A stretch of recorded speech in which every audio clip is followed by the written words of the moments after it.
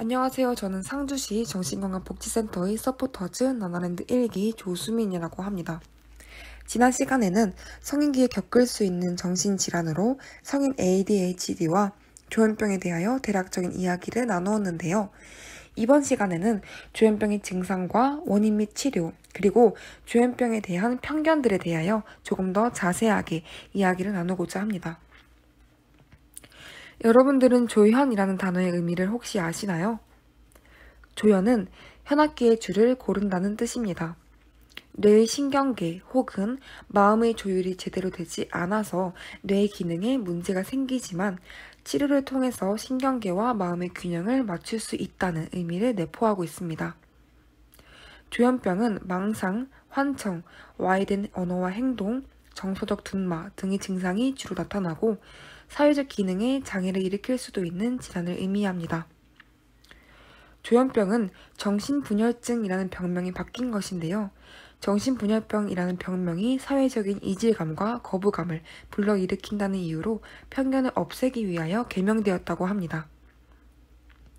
조현병에 대한 편견이 얼마나 난무하였으며 그 편견들이 조현병 환자들에게 얼마나 영향을 끼쳤으면 질환의 명칭까지 바뀌었을까 하는 생각이 들었습니다.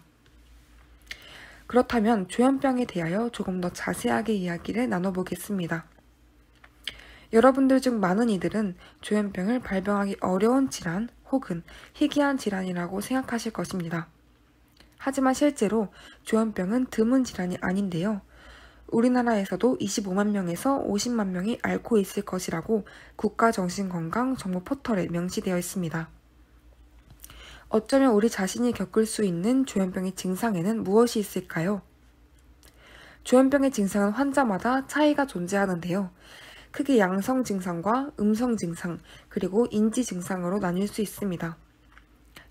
양성 증상은 지난 시간에 말씀드렸다시피 망상, 환청, 부적절한 행동 등이 포함되며 음성 증상은 무언증, 무의욕증, 무쾌감증 등이 포함됩니다. 그리고 인지 증상은 집중력, 판단력, 기억력의 저하 등이 포함돼요. 조현병 환자들은 우울 증상과 불안 증상을 함께 경험하는 경우가 많으며 음성 증상으로 인하여 신체 질환을 함께 앓는 경우가 많습니다. 때문에 동반 질환을 함께 치료하고 관리하는 것이 중요합니다. 또한 조현병 환자들은 조현병을 경험하지 않은 사람들에 비하여 자살률도 높기 때문에 이에 대한 관리도 필요한 것으로 여겨집니다. 이제 조현병의 원인 및 치료에 대하여 설명하겠습니다. 조현병은 복합적인 요인이 발병과 관련되어 있지만 유전적 혹은 생물학적 요인의 비중이 높은 질환입니다. 생물학적 요인으로는 뇌신경회로의 손상 및 이상으로 인한 신경전달 물질의 불균형 등이 있습니다. 또한 심리사회적 요인도 존재하는데요. 극심한 스트레스나 성장 과정에서 겪는 심리적인 요인 또한 조현병의 발병 원인에 해당됩니다. 조현병 치료의 목표는 조현병 증상을 줄이고 일상생활의 기능을 회복시켜주며 재발을 예방하는 것인데요. 이를 위해 가장 효과적이고 중요한 치료가 약물치료입니다. 그리고 재활치료, 가족치료 등과 같은 정신사회적 개입이 도움이 됩니다. 증상이 호전되더라도 약물치료를 유지하지 않으면 5년 내에 90% 이상이 재발할 수 있습니다. 처음 증상이 나타났을 때에는 2, 3년 정도 약물치료를 시행해야 하고 정신건강의학과 의사의 진료를 통해 안정적인 상태가 유지되면 서서히 약물 용량을 줄일 수 있습니다. 이제 조현병에 대한 대표적인 오해 3가지를 설명하겠습니다. 첫째, 조현병 환자는 정신이 분열된 다중인격자이다. 당연히 아닙니다. 이와 같은 오해는 조현병의 이전 병명이었던 정신분열증이라는 단어로 인해 만들어진 오해라고 생각드네요. 여러 가지 자아 정체성을 가지고 분열된 자아를 지니는 질환은 다중인격장애 혹은 해리성 정체성 장애입니다. 둘째, 조현병 환자는 위험하다. 대부분의 사람들이 가지고 계신 오해이자 편견이죠. 실제로는 그렇지 않습니다. 조현병 환자들이 경험하는 망상과 환청이 공격적인 행동으로 이어지는 경우도 물론 존재합니다.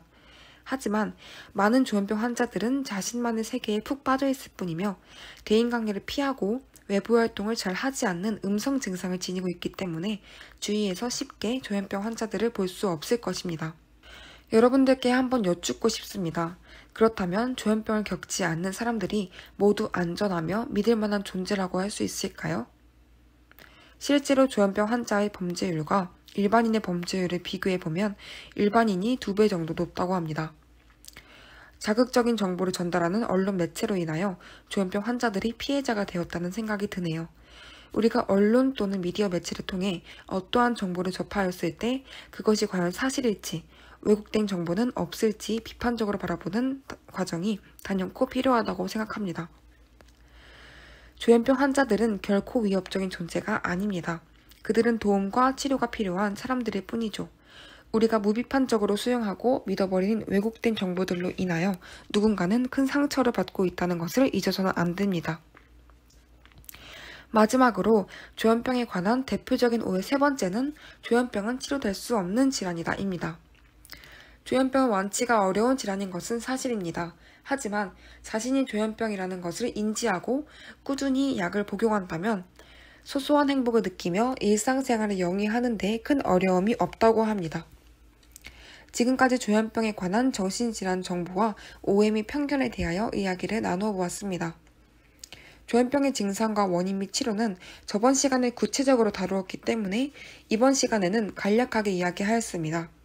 자세한 내용이 듣고 싶으시다면 저번 시간 내용을 참고해 주시면 감사하겠습니다. 우리가 만들고 있는 조현병 환자들에 대한 편견들이 과연 그들에게 아무런 영향도 끼치지 않을 것이라고 생각하시나요? 많은 조현병 환자들은 편견으로 인한 오해를 살까봐 병의 존재를 숨기고 진료를 받지 않고 있습니다. 조현병이라는 질환은 치료가 늦어지거나 중단되면 증상이 더욱 악화될 수 있기 때문에 치료를 가능한 빨리 그리고 지속적으로 받아야 하는 질환이죠. 우리가 매 순간 느끼고 있는 조현병 환자들에 대한 편견들이 그들에게 매 순간 큰 상처를 안겨주고 있다는 사실을 기억해 주시길 바랍니다. 마지막으로 조현병에 관한 내용을 다룬 영화 셔터 아일랜드를 추천해드리고 싶습니다. 조현병에 대해 조금 더 이해하고 싶으실 경우 이 영화를 보시는 것을 추천드립니다. 지금까지 서포터즈 나나랜드 1기생 조수민이었습니다. 감사합니다.